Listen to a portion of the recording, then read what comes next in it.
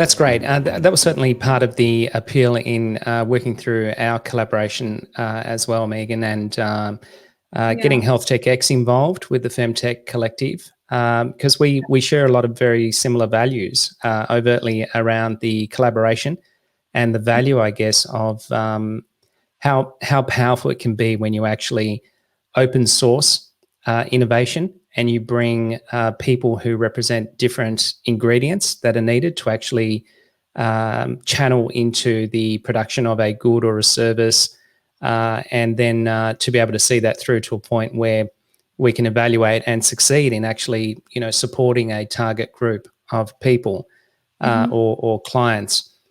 So that's something that I'd love you to talk a little bit more about as well, because you sort of talk about that collaboration as being one of your core values, and you see it as an enabler for accelerating, I guess, some of the female health innovation, not just here in Australia, but around the world. Yeah, that's right. And the FemTech Collective was established as a social impact organization. And we find that collaboration is really the only way to make the most impact. There's no use in trying to reinvent the wheel, but there is a lot of value in finding and utilizing everyone's strengths to be able to push the industry forward as a whole. So there's a FemTech Collective Leaders Alliance that we have globally. There's also the Women's Health Tech Innovation Coalition that we're a part of. It allows us to build the industry with the same understanding and initiatives that women need more support to better manage their health, and making it too of a competitive industry or economy won't actually be that successful for women unless they're getting those products. Of course, a little bit of competition is always making for a good economy, but we do find the value of partnering quite strategically with companies like HealthTechX and quite a few across Australia and globally, to really build upon each other and promote what's best of all of our organizations that we're putting forward.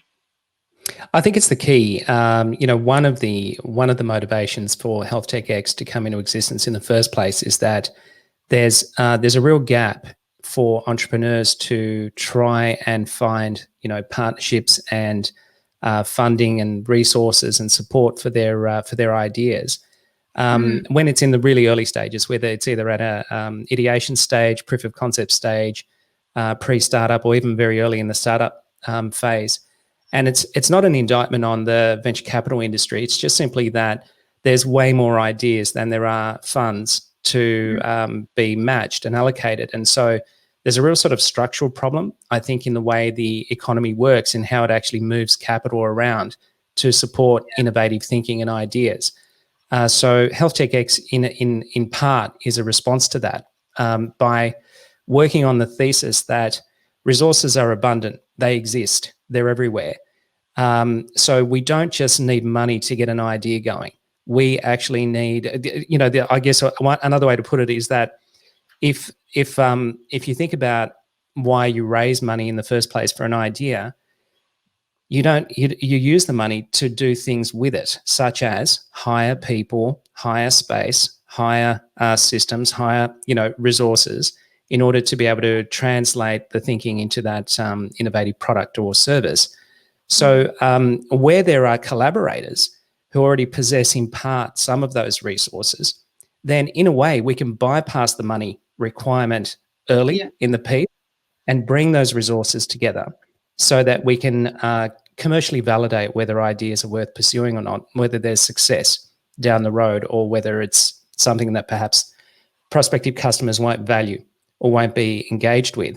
And I think that ends up in a place where then cash investors feel way more confident that the idea is backable and worth sort of investing in at that point on and accelerating it to the next level.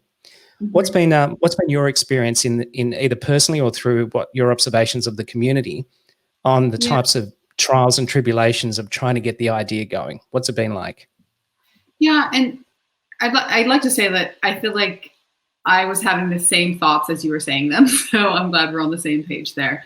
It does seem that the natural progression for a lot of founders is I'm gonna buckle down, figure this out kind of on my own or with my small team, and then find someone to pitch it to.